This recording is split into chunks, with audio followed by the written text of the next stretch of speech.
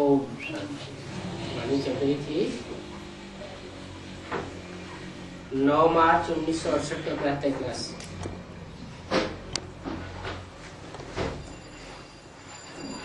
पहले पेज के मध्यार्थ में बात चल रही थी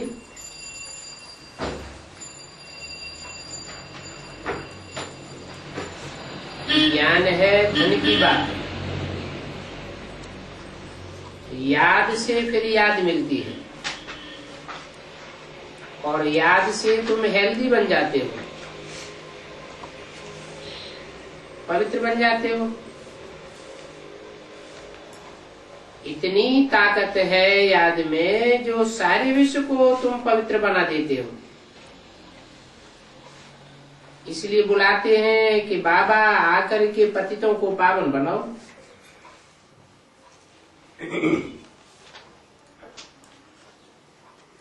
बुलाने का मकसद क्या हुआ? पतितों को पावन बनाना।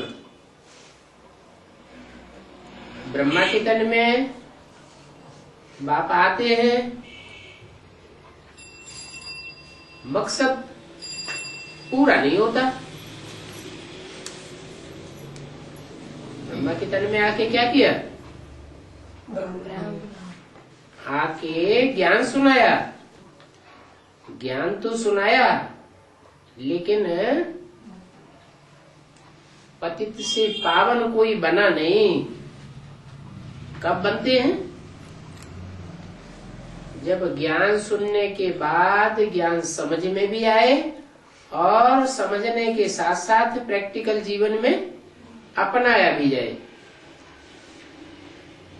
तो जो अपनाते हैं वो ही ठीक रीत से याद कर पाते हैं, और जो याद करते हैं वो पति से पावन बनते हैं। अगर ना आया होता, ज्ञान न सुनाया होता, टीचर बनकर के न समझाया होता, बुद्धि में बात बैठी ही न होती, बाप की पहचान बुद्धि में न मिली होती, तो कोई पति से पावन बन भी नहीं सकता। अज्ञानी मनुष्य तो कुछ भी नहीं जानते हैं। ज्ञानी और अज्ञानी। ज्ञानी माने जानने वाला, अज्ञानी माने न जानने वाला। तो जो जानने वाला ही नहीं है वो याद कैसे करेगा? याद कर किया जा सकता है?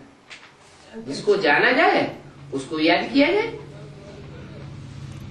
तो अज्ञानी मनुष्य कुछ नहीं जानते हैं, ऐसे ही रड़ियां मारते रहते हैं और टाइम वेस्ट करते रहते हैं।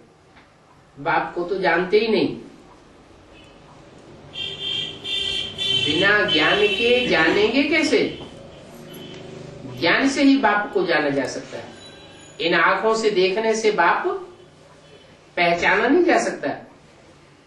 क्यों? इन आंखों से देखने से बाप क्यों नहीं पहचाना जा सकता?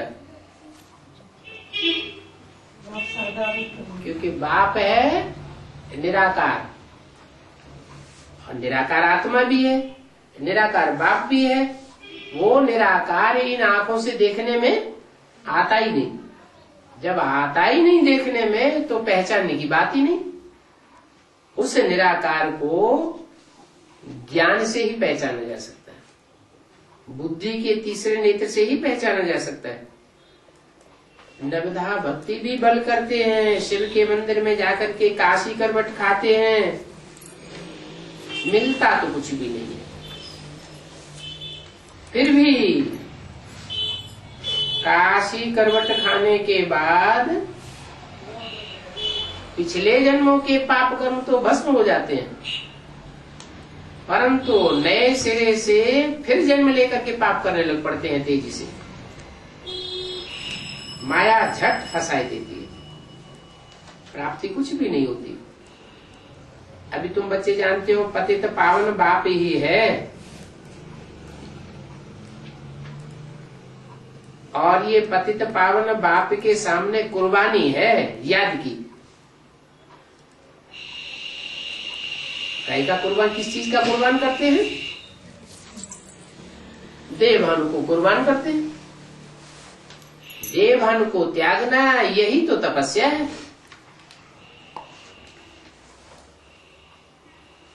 तो बताया कि भक्त तो पहचानते ही नहीं है। शिव के मंदिर में भी शिव शिव कहते आए, काशी करवट खाते हैं तो शिव शिव कहते कूद जाते हैं। वो कोई आत्मा समझ करके परमात्मा बाप की याद नहीं है।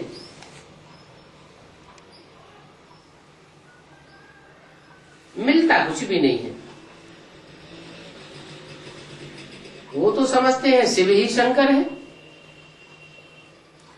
शिव शंकर को मिला के एक कर देते हैं।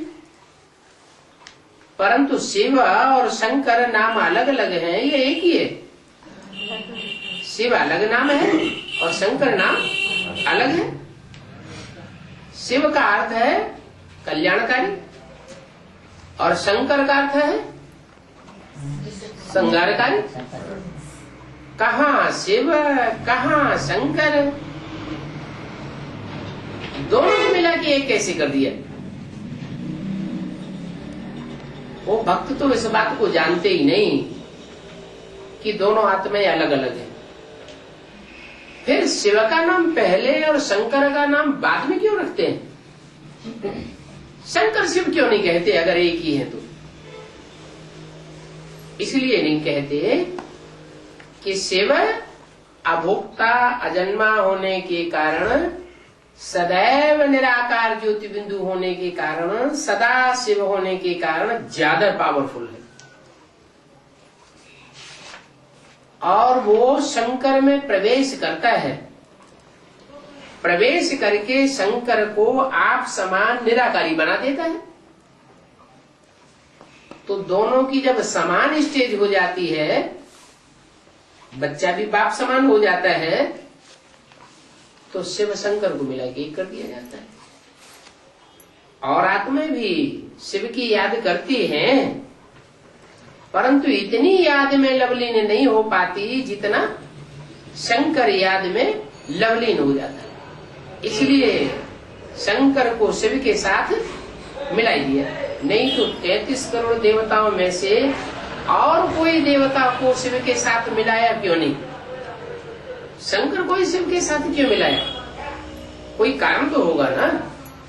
यही कारण है कि शिव जब परमधाम से आते हैं तो शंकर में मुकर्रर रूप से प्रवेश करते हैं। प्रवेश करके उसको आप समान निराकारी बनाते हैं। साकारी को और आकारी को क्या बनाते हैं? निराकारी ज्योति बिंदु बना देते हैं। तो दोनों की समान स्टेज हो जाती है, सदाकाल के लिए नहीं। शंकर वाली आत्मा सदाकाल के लिए निराकारी स्टेज धारण करती है क्या? नहीं। जब तक दुनिया का परिवर्तन न हो तब तक के लिए निराकारी स्टेज में रहती है। बाद में तो जो भी आत्माएं हैं 500-700 करोड़, उन सबको जन्म मरण के चक्र में आना है। जो भी मनुष्य आत्माएं हैं उन सब मनुष्य आत्माओं का बीज हुआ। पहला बीज प्रजापिता कहो, शंकर कहो, संगमयुगी कृष्ण कहो, नारायण कहो, जो नर से नारायण बनता है वो पहला बीज है। उस बीज से ही ये सारा मनुष्य सृष्टि रूपी झाड़ उत्पन्न होता है। तो बताया बाप ही है आत्माओं का, जो आकर के सबको ज्ञान की दृष्टि देते हैं। पहले तो आकर के ज्ञान की सृष्टि रचे ना, सृष्टि रची जाती है पवित्रता की और ज्ञान की। यहाँ तो बाप बार बार कहते हैं, बच्चे मन मना भव, मत मना भव। मत माना मेरे, मना माना मन में, भव माना समाज। माना मेरे मन के अंदर जो संकल्प चलते हैं, जो संकल्प सरणी चलती है, उसी संकल्प सरणी में तू अपनी आत्मा को डुबो दे। अर्थात मुझे याद करो। पहले अपन को आत्मा समझो, आत्मा समझकर मुझे याद करो। आत्मा समझेंगे तो देवभान छूटेगा, फिर पवित्र बन जाएंगे। तुम काम पर जीत पहनते हो, तुम वो नहीं, यह नहीं। माने यह ब्रह्मा काम पर जीत नहीं पहनता, काम जीते जगत जीत नहीं बनता।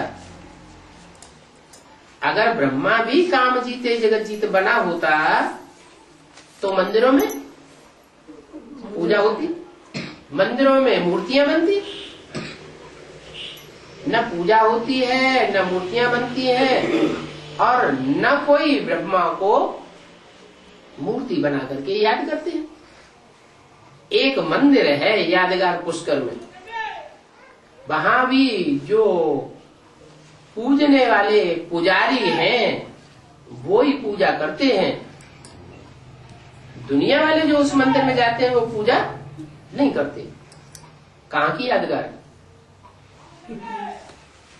इस समय संगम युग में परमपिता परमात्मा शिव जब ब्रह्मा के तन में आते हैं, माउंट आबू में वाणी चलती है, उस समय की यादगार है। बाहर की दुनिया वाले लोग उस ब्रह्मा को नहीं मानते। कौन मानते हैं? जो माउंट आबू के रहने वाले हैं वो ही उसको चित्र बना करके उसकी मनौती करते हैं। तो बाप कहते हैं यह जीत नहीं पाता, वह दूसरे धर्म वाले जीत नहीं पाते, तुम जीत पाते हो। काहे पर? काम विकार पर। इसमें तुम जितना कोशिश करेंगे, जितना पुरुषार्थ करेंगे, माया विघ्न इसी में डालती है। किसमें? याद करने में।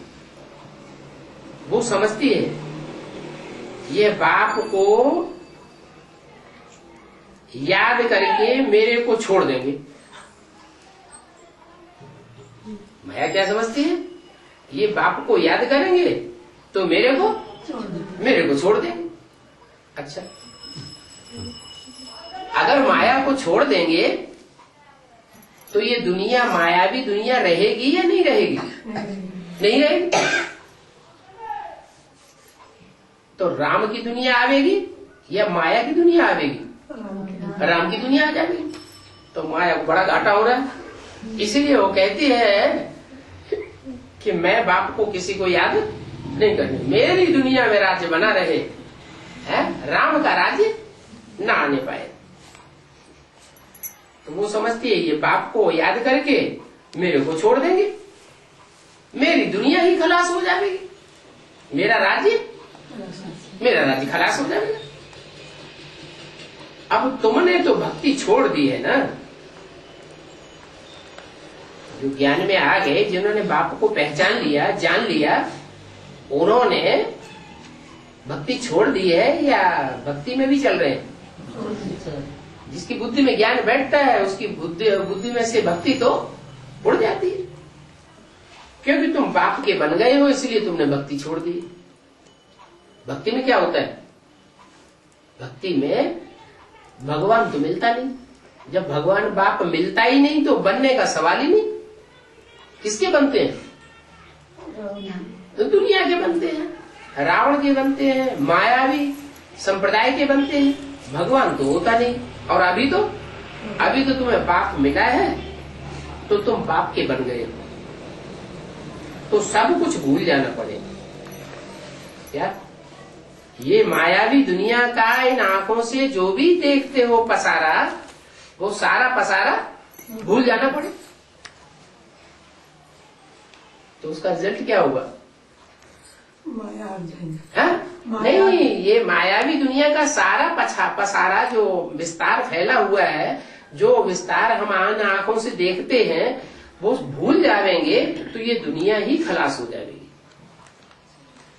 ये दुनिया खलास हो जाएगी और जो बाप की बनाई हुई नई दुनिया है उस दुनिया में तुम राज्य करेंगे, सुखी होंगे।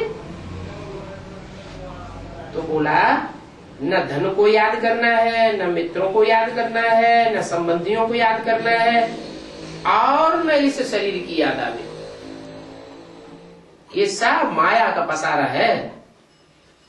आज अपने दिखाई पड़ते हैं और कल धोखा दे जाते हैं। कोई मित्र हो, संबंधी हो, ये देह है, हमारी अपनी देह मालूम पड़ती है। ये देह भी हमारा सहारा सदा काल का नहीं, ये भी हमको दुख देती है। शरीर भी याद ना आए। एक कथा भी है जिसमें कहा कि ये लाठी भी ना उठाओ। अभी लाठी की बात नहीं है, ये तो शरीर की बात है। भक्ति मार्ग में ये नहीं कहते सब कुछ छोड़ना है, और यहाँ ज्ञान मार्ग में क्या कहते हैं? सब कुछ त्याग दो, सब कुछ छोड़ दो बुद्धि से। सिर्फ बुद्धि से छोड़ने की बात है, प्रैक्टिकल में छोड़ने की बात नहीं है। बुद्धि से सब कुछ छोड़ दो, मुझे याद करो। माना अपनी मन बुद्धि मेरे को अर्पण कर दो, और कुछ नहीं कहता हूं। अब मन बुद्धि वही तो आत्मा है। तो बोला शरीर को याद न करो, वो तो सिर्फ 5 तत्वों से बना हुआ पुतला है, जड़त्वमयी जड़ पुतला है। तुम तो चैतन्य आत्मा हो, और तुम चैतन्य आत्मा उस चैतन्य बाप को याद करते हो। बाकी एकदम सब कुछ भूल जाओ, सब छोड़ दो। अर्थात जो भी तन है, जो भी धन है, जो भी इस दुनिया की पदार्थों की ताकत है, वो सब ईश्वरीय सब सेवा में लगा दो। अगर धन सेवा में लगा देंगे तो मन बुद्धि कहाँ जाएगी? ईश्वर के प्रति ही जाएगी, क्योंकि ईश्वर की सेवा में लगाया। अगर तन की ताकत ईश्वरीय सेवा में लगावेंगे तो मन कहाँ जाएगा? जहाँ हमारा तन होगा वहाँ हमारा मन होगा, जहाँ हमारा धन होगा वहाँ हमारा मन होगा। तो मन की ये आदत है कि तन और धन की ताकत जहाँ लगाई जाती है वहीं सारी शक्ति आत्मा की चली जाती है, और आत्मा की शक्ति है ही मन बुद्धि। तो ये एक तरीका हो गया कि मन बुद्धि को अगर ईश्वर में लगाना है तो ईश्वरीय सेवा में तन और जो भी अपने पास तन से कमाया हुआ धन है वो सब ईश्वरीय सेवा में लगाते रहो, तो मन ऑटोमेटिक जाएगा बाप की याद में। ये शरीर तो तुम्हारा पुराना है पुराना मन पुराने 5 तत्वों से बना हुआ है। ये सतो प्रधान 5 तत्वों से बना हुआ शरीर नहीं है। इसे काम में लगाए देना चाहिए, और इसके लिए बहुत मेहनत चाहिए। उस पद पाने के लिए मेहनत तो करनी पड़े। ये शरीर भी याद न रहे, हम नंगे आए थे, नंगे जाना है। माना आत्मा परम धाम से आती है तो दो ज्योति बिंदु ही तो आती है, वहां से शरीर तो नहीं लाती। और जब परम धाम वापस जावेंगे तो भी ये शरीर, ये 5 तत्व इसी दुनिया में छोड़ जाएंगे। ये बाप तो बच्चों को बैठ पढ़ाते हैं,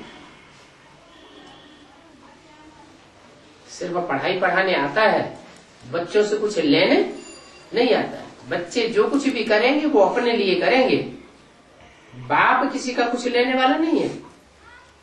नयन की कोई तमन्ना है किनकी? बाप इस दुनिया में आते हैं बच्चों से कुछ लेने के लिए आते हैं क्या? नहीं, बाप तो अभोक्ता है, वो कुछ भोगने वाला तो है नहीं, उसकी कोई इच्छा भी नहीं है। जो इच्छा मात्रम अविद्या है वो हमको भी इस दुनिया में आकर इच्छा मात्रम अविद्या बनाने के लिए आता है। हम इच्छा मात्रम अविद्या बनते हैं और बाप वापस चला जाता है। तो बाप में ये इन बातों का ज्ञान है। बाप पढ़ाने के लिए आए हैं, बाप सर्विस करते हैं हमारी कि ये पढ़ें। तो ये बाप और बच्चों का खेल इकट्ठा है। बच्चे को भी याद करना है, फिर बाबा भी बैठ सर्च लाइट देते हैं। सर्च लाइट कैसे देते हैं? दृष्टि से सृष्टि सुधरती है। अब किसकी दृष्टि से सृष्टि सुधरेगी? पतितों की दृष्टि से सृष्टि सुधरेगी क्या? पतितों की दृष्टि से दृष्टि सृष्टि तो और पतित बनेगी, सृष्टि सुधरेगी कैसे? एक बाप ही है जो सदा शिव है। वो सदा शिव जब इस सृष्टि पर आते हैं तो अपनी पहचान देते हैं। इस दुनिया में सिर्फ एक ही आत्मा है ऐसी पार्ट बजाने वाली। क्या 500-700 करोड़ मनुष्य आत्माएं हैं, परंतु एक ही आत्मा इस सृष्टि पर ऐसी पार्ट बजाने वाली है जो संग के रंग में आने के बावजूद भी पतित नहीं करती। और चाहे जितने भी बड़ी बड़ी पावरफुल आत्माएं इस सृष्टि पर आई हो, इब्राहिम, बुद्ध, क्राइस्ट, गुरु नानक, विवेकानंद, वो सब इस सृष्टि पर आकर के संग के रंग में रंग जाते हैं। मैं संग के रंग में नहीं रंगता हूं। क्यों? क्योंकि मैं इच्छा मात्र अविद्या सदैव हूं, सदा शिव हूं। मैं वो ही बात आकर के तुमको सिखाता हूं कि तुम भी ऐसे बनो। इस दुनिया से तुमको कुछ भी लेना नहीं, इच्छा मात्र अविद्या। इतना ज्ञान बुद्धि में बैठ जाए कि बाप मिला, सब कुछ मिला और हमें कुछ चाहिए नहीं। परवाह थी पार ब्रह्म परमेश्वर की, सो मिल गया। और क्या चाहिए? बाप मिला, बना बाप की नई दुनिया मिली। बाप आते हैं किस लिए? बाप आते हैं पुरानी दुनिया का विनाश कराने और नई दुनिया बनाने के लिए। तो तुम्हें नई दुनिया चाहिए ना। ये पुरानी दुनिया के 5 तत्वों से बना हुआ ये शरीर है, ये भी दुखदाई है। दुखदाई शरीर से तुमको कोई प्राप्ति नहीं होनी और ही दुख मिलेगा। तो बाप बैठ बच्चों को सर्च लाइट देते हैं, ज्ञान भी देते हैं और साथ साथ दृष्टि से संग का रंग भी लगाते हैं। आंखों से जो चीज देखी जाती है वो याद आती है या नहीं? याद आती है। और सबसे ज्यादा संग का रंग कौन से अंग का लगता है? आंख का संग का रंग सबसे जास्ती लगता है। आंखें सबसे ज्यादा धोखा भी देती है और आंखों से सारी सृष्टि का परिवर्तन भी हो जाता है। इतनी आंखों में ताकत है। ये आत्मा इस शरीर का राजा है। ये आत्मा रूपी राजा कौन सी इंद्रियों को सबसे नजदीक रखता है? ये आंखें इस राजा के सबसे नजदीक है। राजा पावरफुल को नजदीक रखता है या कमजोर को नजदीक रखता है? पावरफुल को नजदीक रखता है। तो ये आंखें रूपी आमात्य कहो, महामंत्री कहो, सेना नायक कहो, ये ऐसी शक्तिशाली चीज है जिससे वो परमपिता परमात्मा सारी सृष्टि को दृष्टि से सुधारता है। तो सर्चलाइट देते हैं। कोई तो बहुत खींचते हैं। क्या? जब बाप सर्चलाइट देते हैं तो कोई बच्चे तो ऐसे हैं जो बाप की सर्चलाइट को बहुत खींचते हैं और कोई ऐसे बैठे बैठे तो सोते रहते हैं। बाप लाइट देते हैं, माइक देते हैं, सर्च लाइट देते हैं और बच्चे बैठ सोते हैं। उनको क्या कहा जाए? कैसे बच्चे कहा जाए? माया के बच्चे कहा जाए कि कुंभकर्ण की औलाद कहा जाए? बहुत खींचते नहीं है, तो यह बाबा भी उनको याद नहीं करते। क्या याद से याद मिलती है ना, जो हमें खींचता है हम उसको खींचते हैं, याद से याद मिलती है। तो बाप को जो बैठ नहीं खींचते हैं तो बाप भी उनको याद नहीं करते।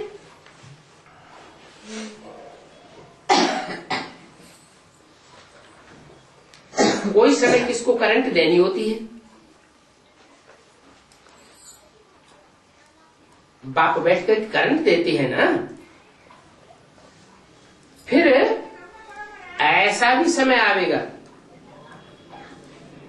कि इतनी तीखी सर्च लाइट देंगे कि तुम्हारी नींद भी फिट जाएगी। क्या कोई की बहुत याद आती है लौकिक जीवन में तो नींद फिट जाती है ना, ऐसे लौकिक जीवन में भी होता है। बाप भी कहते हैं मैं जब बहुत खींच करके याद करता हूं तो तुम्हारी नींद भी फिट जाएगी। वही फुरना लग जाता है कि फलाने को जाकर करंट दो। क्यों? इसका कारण होगा कि बाप कोई को बहुत फुरना से याद करते हैं कि इनको करंट दूं, इनकी याद को खींचूं। मैंने लगा ऐसा फुरना माने लगन, ऐसी लगन लग जाती है बाप को कि इनको बैठ करंट दो, इनको बैठ खींचूं। तो इसका कारण क्या है? बाप कोई को ऐसी करंट देते हैं कि बाप को ही लगन लग जाती है कि इनको ज्यादा सर्च लाइट दूं। इसका कारण क्या है? कोई कारण होता होगा। क्या कारण हो सकता है? बाबा से लगाओ। नहीं, बाबा को ऐसा लगाव क्यों पैदा होता है बच्चों से? बच्चों को बाबा से बच्चों से लगाओ, लेकिन बाप भी कहते हैं मुझे भी फुरना होती है कि मैं बैठ इन बच्चों को खींचूं। हाँ, जो सर्विसेबल बच्चे होते हैं बाप के, जो ईश्वरीय सेवा में लगे रहते हैं, ईश्वरीय सेवा में तन जाया करते हैं, मन लगाते हैं, सारा धन ईश्वरीय सेवा में लगाते हैं, तो बाप को भी फुरना हो जाती है इन बच्चों को बैठ खींचो। फुरना लग जाता है करंट देने का। बाप बताते हैं कि तुम जो पढ़ाई पढ़ते हो इससे आयु नहीं बढ़ती है, जो ज्ञान लेते हो इस ज्ञान से कोई आयु नहीं बढ़ती है, लेकिन जो ज्ञान लेते हो, जानकारी लेते हो, पहचान लेते हो बाप की और सच चक्र की, इससे तुम्हारी याद तीखी हो सकती है और याद से तुम्हारी आयु बढ़ जाती है। किसको याद करते हो? साकार में निराकार को याद करते हो। तो साकार की आयु सृष्टि चक्र में सबसे लंबी है या छोटी है? पूरे 5000 वर्ष में पूरा चक्कर लगाने वाली एक ही आत्मा है, जिसकी एक दिन भी आयु इस सृष्टि पर कम नहीं होती। बाकी आत्माएं तो परमधाम में रहेंगी, वो आत्मा पूरे 5000 वर्ष का चक्र इस सृष्टि में लगाती है। तो उस साकार में उस निराकार को याद करेंगे तो हमारी भी आयु जन्म जन्मांतर की बढ़ती है। पढ़ाई से आयु नहीं बढ़ती है। पढ़ाई से याद आता ही नहीं। क्यों? पढ़ाई से आयु नहीं बढ़ती है। याद है तो आयु बढ़ी। पढ़ाई से अच्छी पढ़ाई पढ़ेंगे तो उससे क्या होता है? याद ज्यादा आएगी। याद तो हो सकती है लेकिन जन्म जन्मांतर की आयु नहीं बढ़ेगी। शरीर हेल्दी नहीं बनेगा ज्ञान से, और योग से शरीर हेल्दी बनेगा और आयु भी बढ़ेगी। ऐसा क्यों होता है?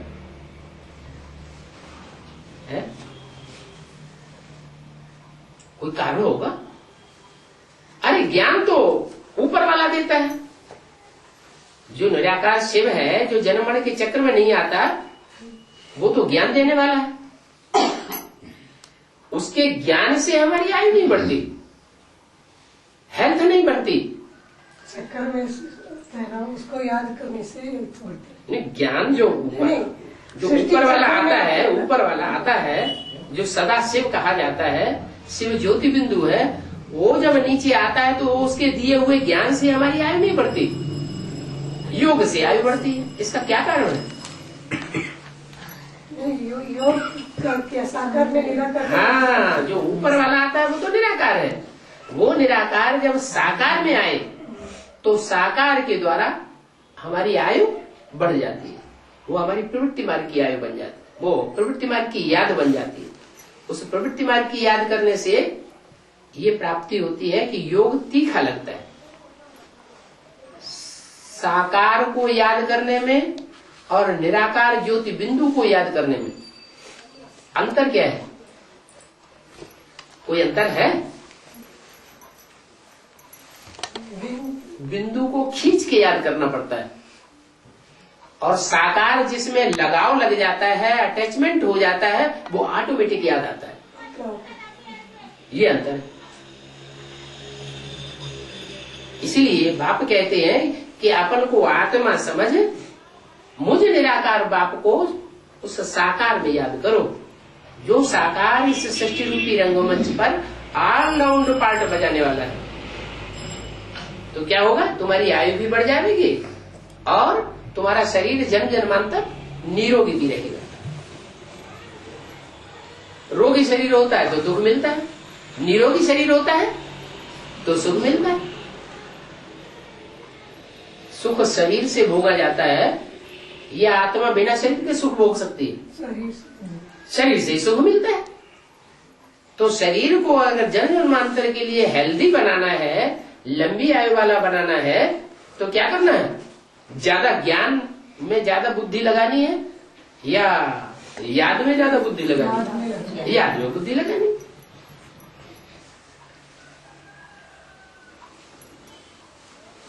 दुनिया में कोई की 125-150 वर्ष की आयु होती नहीं है इस दुनिया में, माने कलयुग की दुनिया में कोई की 125-150 वर्ष आयु नहीं होती है।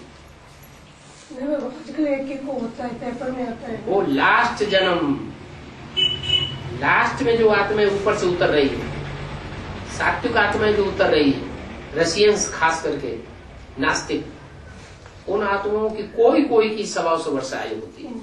क्यों? क्योंकि सतो प्रधान आत्माएं तुरंत उतरी हुई है। सतो प्रधान आत्मा होगी तो शरीर भी कैसा मिलेगा? सतो प्रधान सात्विक शरीर मिलेगा, और सात्विक शरीर की आयु भी लंबी होगी। लेकिन वो तो रंगमंच पर सिर्फ लास्ट जन्म में आते हैं, वो कितना सुख भोगेंगे? वो तुम थोड़ा सा सुख भोगते हैं, और तुम तो सत्युग के आदि में ही आते हो, तो तुम्हारी तो पूरी 150 वर्ष आयु होती है। और एक जन्म के लिए नहीं, कई जन्मों के लिए इतनी लंबी आयु होती है। तो जिनकी 125-150 वर्ष आयु होगी वो जरूर हेल्दी होगा। क्या? यहाँ संगम युग में भी आयु बढ़ती है। किसकी? ब्राह्मणों की बढ़ती है या दुनिया वालों की? ब्राह्मणों की आयु बढ़ती है। क्यों बढ़ती है? याद में रहते हैं तो उनकी आयु बढ़ जाती है। तो जिनकी आयु लंबी होगी वो जरूर हेल्दी होंगे। भक्ति भी बहुत करते हैं, भक्ति में भी फायदा है, भक्ति करने में कोई नुकसान नहीं है। अभी पहला नुकसान भक्ति करने में नुकसान है या नहीं है? भक्ति से भगवान मिलता है। हाँ, भक्ति से भगवान मिलता है, लेकिन भक्ति व्यभिचारी करने में नुकसान है। अव्यभिचारी भक्ति करने में कोई नुकसान नहीं है, भक्ति में भी फायदा है। जो भक्ति भी नहीं करते हैं तो उनके मैनर्स इतने अच्छे नहीं होते।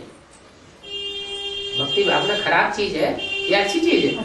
अच्छी चीज है, लेकिन अव्यभिचारी भक्ति होनी चाहिए। भक्तों में विश्वास रहता है, श्रद्धा रहती है। वो तो धंधे में भक्त जो होते हैं वो धंधे में कब झूठ बोलते हैं या पाप ठगी आदि करते हैं। भक्त किस्म की जो आत्मा होती हैं वो झूठ बोलना, पाप और दूसरों को ठगना, छल कपट करना पसंद करती हैं? कोई वो पसंद नहीं करती। जो अच्छे भक्त होते हैं वो ऐसे धंधे नहीं करते। भक्ति का भी प्रभाव रहता है।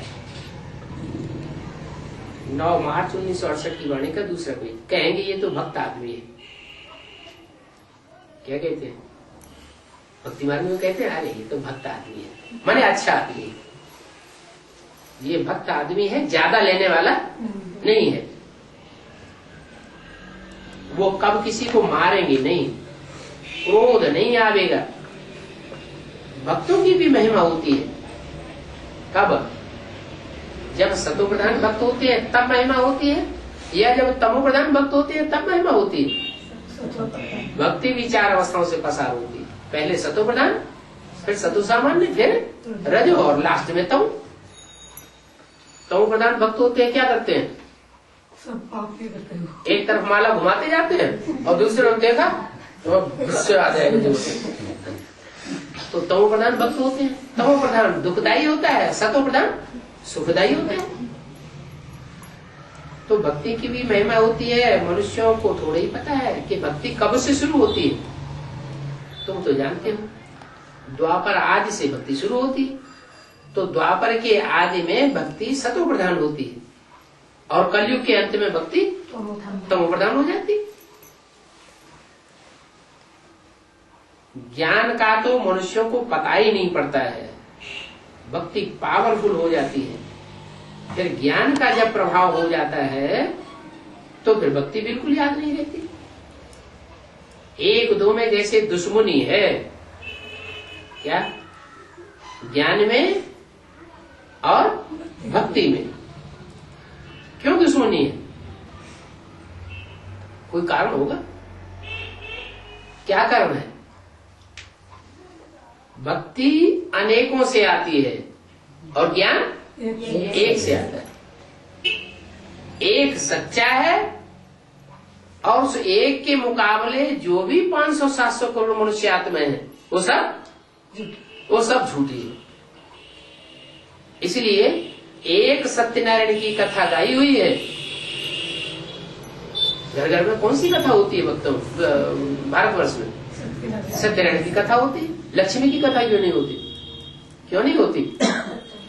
कि सत्यनारायण के साथ रहने वाली लक्ष्मी भी उतनी सच्ची नहीं है जितना सत्यनारायण का पाठ सच्चा है। इसलिए दुनिया में और जो भी शास्त्र हैं उन शास्त्रों में नारायण की कोई ग्लानि नहीं है।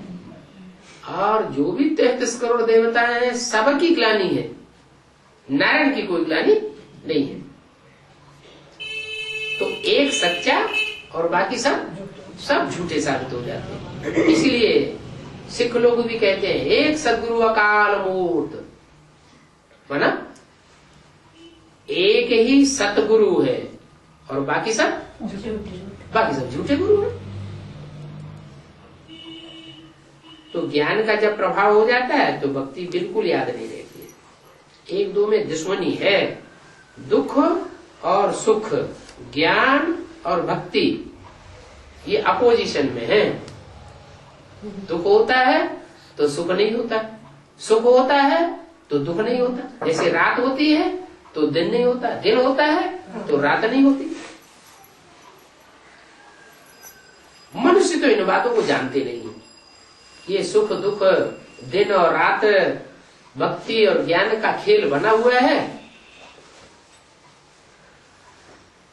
जो मनुष्य नहीं जानते हैं तो समझते हैं सुख दुख भगवान ही देते हैं। दुनिया में लोग क्या समझते हैं? सुख दुख भगवान देते हैं या कोई और देता है? क्या समझते हैं? ऐसे कह देते हैं सुख दुख भगवान ही देते हैं। अरे भगवान दुख का सागर कोई कहता है? भगवान के लिए दुख का सागर तो कोई भी नहीं कहता। तो वो तो सुख का सागर कहा जाता है, तो सुख ही देगा या दुख देगा? भगवान तो सुख का सागर है, क्षीर सागर में रहने वाला। भक्त लोग दिखाते भी हैं क्षीर सागर में भगवान बैठे। अब जो क्षीर सागर में रहने वाला है, सुख का सागर कहा जाता है, वो तो सुख ही देगा, दुख तो कभी नहीं दे सकता। तो ये भक्तों की जो बात कहने में आती है कि भगवान ही सुख दुख देते हैं, ये तो बिल्कुल रॉन्ग हो जाता है। भगवान कभी दुख नहीं देते। भगवान तो जो भी ज्ञान देते हैं उस ज्ञान का रिजल्ट सुख ही निकलता है। अब उस ज्ञान के आधार पर कोई चले या न चले, मनुष्य नहीं जानते और फिर उनको सर्वव्यापी भी कह देते हैं। भगवान को जानते नहीं है तो क्या कह देते हैं कि भगवान सर्वव्यापी है। लेकिन वास्तव में अगर भगवान सर्वव्यापी होगा, सबके अंदर व्यापक होगा, तो सब सुखी होने चाहिए कि दुखी होने चाहिए? सुखी हो। सबके अंदर भगवान है तो, और भगवान सुख का सागर है, दुख का सागर तो कहा नहीं जाता। तो सब सुखी होने चाहिए या दुखी होने चाहिए?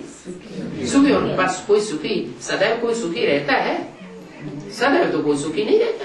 हाँ, देवताएं सत्युग त्रेता में सुखी रहते हैं सदैव। जब तक सत्युग त्रेता है तब तक सुखी रहते हैं। फिर द्वापर में वो देवताएं भी दुखी हो जाते हैं, कलयुग में तो और ही दुखी हो जाते हैं। तो इससे साबित होता है कि सबके अंदर भगवान नहीं है। भगवान तो सिर्फ एक व्यापी होकर के आता है, और जिस एक में व्यापक होकर के आता है भगवान, वो भगवान स्वयं सर्वशक्तिवान है।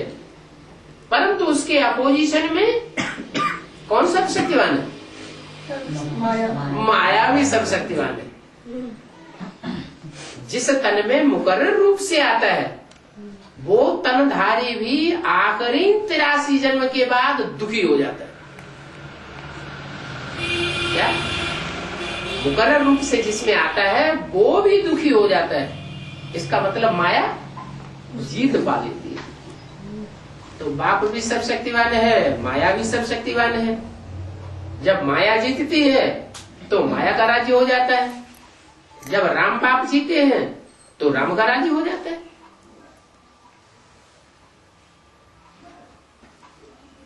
तो ज्ञान का जब प्रभाव होता है तो भक्ति बिल्कुल याद नहीं रहती है। एक दो में जैसे दुश्मनी है, समझते तो कोई है नहीं। ड्रामा को न जानने के कारण कुछ भी नहीं समझते। इतनी सब आत्माएं हैं, एक शरीर छोड़ दूसरा लेती है। ये बात तुम अभी जानते हो कि आत्मा अलग चीज है, और ये आत्मा एक शरीर छोड़ती है फिर दूसरा शरीर लेती है। आत्मा ही मुख्य है, क्योंकि आत्मा विनाशी है और शरीर विनाशी है। मैं आत्मा शरीर लेकर के पार्ट बजाती, ये बात भूल जाते हैं। ऐसे नहीं कहेंगे कि सत्युग में तुम देही अभिमानी होकर के रहते हो, नहीं। ये तो अभी बाप बैठ शिक्षा देते हैं कि अपन को आत्मा समझो, देही अभिमानी बनकर के बैठो। मैं आत्मा हूं, परमात्मा बाप को याद करना है और पवित्र बनना है। वहां तो सब होते ही पवित्र है। कहा? नई दुनिया में वो है ही सुख धाम, और आज की दुनिया है दुख धाम। कितने धाम है? 3 धाम है। अभी हम दुख धाम में बैठे हैं। फिर बाप पढ़ाई पढ़ाकर चले जावेंगे।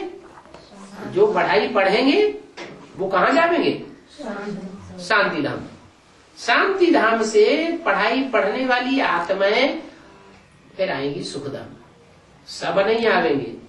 कौन आएंगे? जो बाप की पढ़ाई पढ़ने वाले हैं वो सुख धाम में आवेंगे, और बाकी सब शांति धाम में पड़े रहेंगे। फिर कहाँ आवेंगे? फिर दुख धाम में आवेंगे। क्यों आवेंगे दुख धाम में? क्योंकि बाप ने आकर जो पढ़ाई पढ़ाई सुख लेने की, वो सुख लेने की पढ़ाई उन्होंने नहीं पढ़ी।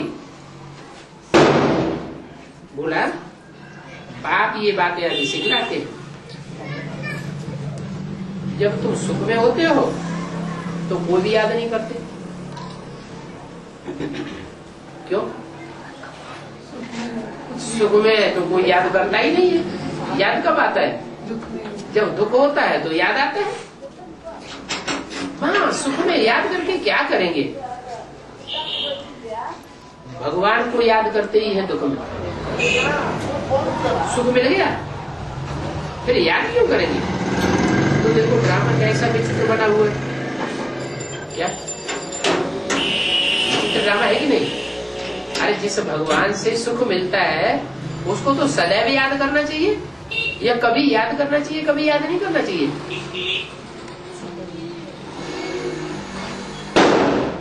भगवान को सदैव याद करना है या कभी याद करना है कभी नहीं याद करना है? वो सब भगवान तो सुखदायी है तो सदा याद करना चाहिए। फिर दुख में ही क्यों याद करते हैं?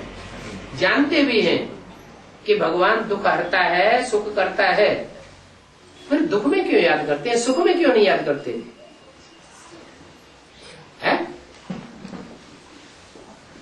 दुख में याद आता है।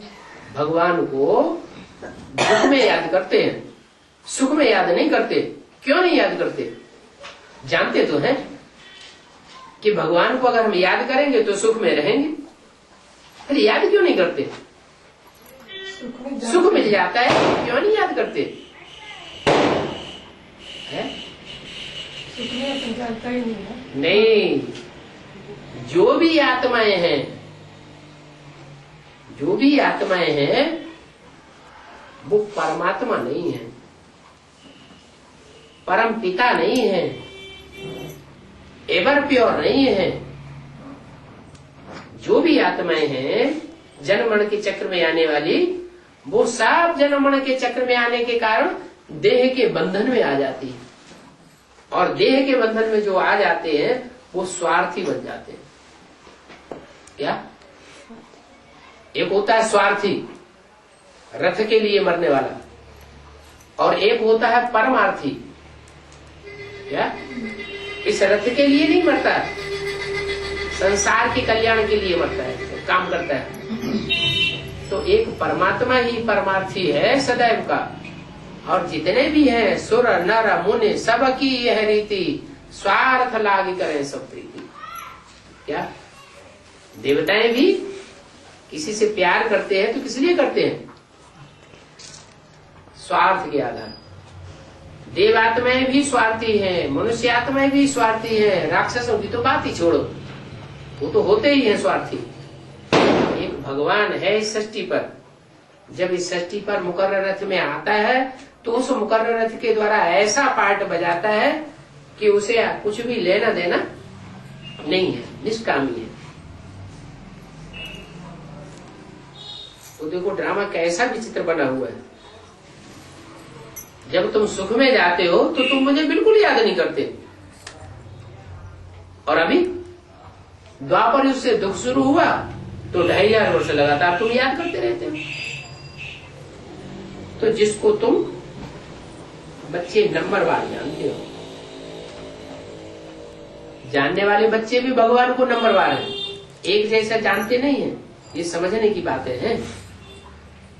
ये तुम पॉइंट्स आदि लिखते हो भाषण आदि करने के समय रिवाइज करने के लिए। जैसे डॉक्टर होते हैं, बैरिस्टर होते हैं, वो भी पॉइंट्स अपने पास रखते हैं, दवाइयां याद रखते हैं, नोट करते हैं। नोट किया ही जाता है रिवाइज करने के लिए। रिवाइज करते हो फिर औरों को सुनाते हो। बाप आकर नोट कराते हैं। बाप की मत मिलती है ना तुमको, लिखते हो तो फिर रिवाइज भी करना चाहिए। भाषण करने के समय पढ़ना चाहिए। इनमें तो बाबा की प्रवेशता है। किनमें? इसमें नहीं, इनमें। सिर्फ इसमें बाबा की प्रवेशता ये नहीं कहा, इनमें तो बाबा की प्रवेशता। इनमें माने राम और कृष्ण दोनों ही आत्माओं में बाबा प्रवेश करता है। प्रवेश करते हैं तो तुमको मालूम पड़ता है, और तो कोई को पता भी नहीं चलता है। अकेला बाबा का पहला संतान कौन है?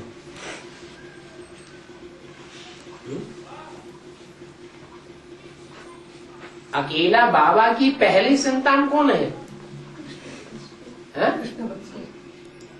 सन 36 में बाबा आया ना, तो बाबा का पहला संतान कौन बना? प्रजापिता संतान बना। बाबा कहेंगे वो तो ऊपर से बाप आता है कि बाबा आता है? वो बाप आता है। वो तो बिंदु बिंदु आत्माओं को बाबा है, बाबा तो हो ही नहीं सकता। बाबा तो ग्रैंडफादर को कहा जाता है। बिंदु बिंदु आत्माओं को वो सिर्फ बाप है। बिंदु बिंदु आत्माओं के साथ उसका दूसरा कोई संबंध बने ही नहीं सकता। हम आत्माएं आपस में भाई भाई और वो हमारा बाप, तीसरा कोई संबंध बनता नहीं। लेकिन वो बिंदु जब साकार शरीर में प्रवेश करता है तो बाबा बनता है। बाबा किसे कहा जाता है? साकार और निराकार के मेल को। फिर बाबा से जो संतान पहली पैदा होती है वो कौन है? वो संतान थोड़े ही है, कृष्ण बच्चा। हाँ, कृष्ण बच्चा जो है पहली संतान है। इसलिए बोला कि तुम बच्चे धारणा करते हो। पहले पहले कौन सुनता है ज्ञान?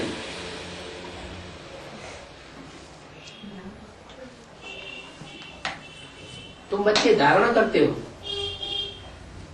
परंतु ज्ञान पहले पहले सुनते हो। ये कृष्ण बच्चा पहले सुनता है। बच्चा जो बच्चा बुद्धि होगा वो सुनेगा या समझेगा भी?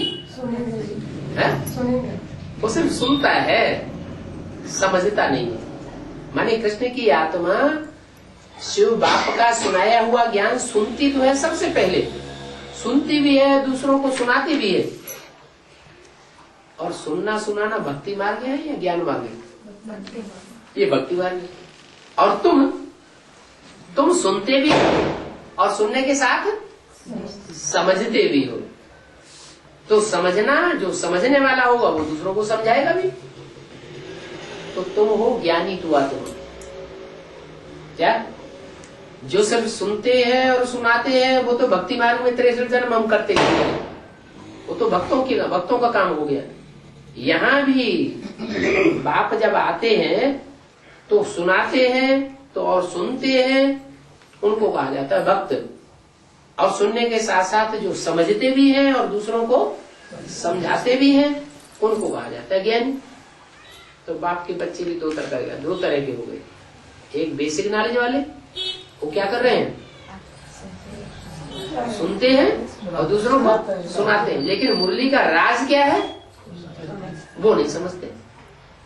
पूछो कि राधा कृष्ण को जन्म देने वाले कौन होंगे, तो उनकी बुद्धि में बैठ नहीं सकता।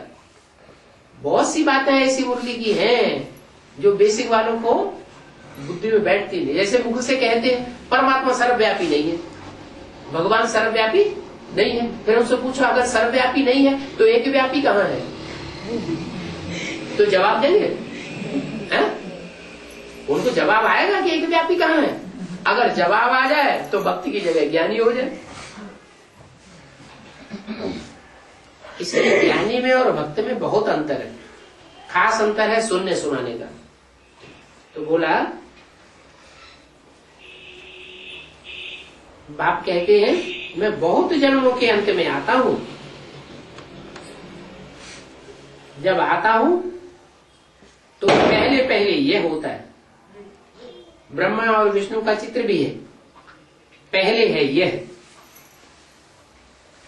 बाप जब आते हैं, कोई तन में आते हैं, तो पहले पहले यह होता है। यह माने कौन? ब्रह्मा। पहले पहले मेरा बच्चा, मेरी संतान, यह ब्रह्मा बनता है। और जरूर और भी बच्चे होंगे। तुम सब बच्चे हो ना, तुम भी राजाई में चलते हो, जरूर नंबरवार चलते हो। जितना याद करते हो, धारणा करते हो, ऐसा पद पाते हो। ऐसे भी नहीं नाम मात्र सिर्फ लिखना है। पॉइंट नोट करना। कोई ऐसे है कि अपना ट्रेडिशन बनाए लेते हैं कि बाबा मुरली सुनाते हैं और हम लिखते जाते हैं, फिर दोबारा उसको कभी देखते भी नहीं। तो नाम मात्र सिर्फ लिखना, उससे कुछ फायदा नहीं है। दूसरे के भी काम नहीं आते हैं। जो लिखा हुआ है अपने काम में भी आना चाहिए और दूसरों के भी काम आना चाहिए, क्योंकि मुरली तो रोज चलती रहती है। बाप कहते हैं दिन प्रतिदिन मैं को ये पॉइंट सुनाता रहता हूँ, दिन प्रतिदिन पॉइंट सुनाता रहता हूँ। 68 के बाद 68 के बाद वही पॉइंट सुनाता हूँ कि नहीं सुनाता हूँ? सुनाता है। क्यों? ब्रह्मावली तो शरीर छोड़ दिया, सुनाई तो कहाँ से? उसमें समझा नहीं है? अभी समझा नहीं, अभी समझ के नहीं। पहले समझा नहीं था ना, मुरली सुना के गया। दिन प्रतिदिन मैं वो ये पॉइंट सुनाता हूँ। तो 68 के बाद से लेकर के सन 76 तक किसको सुनाया वो ये पॉइंट?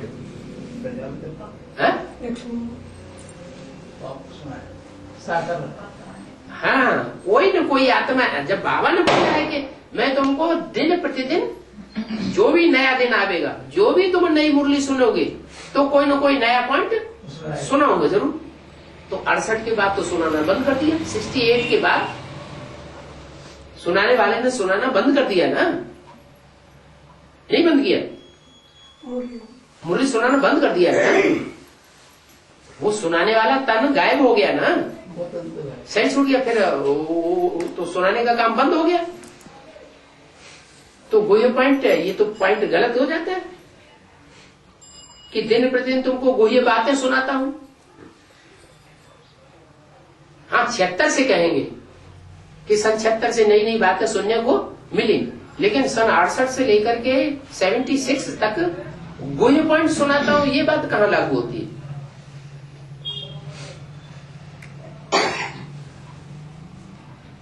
रंग बोला क्या?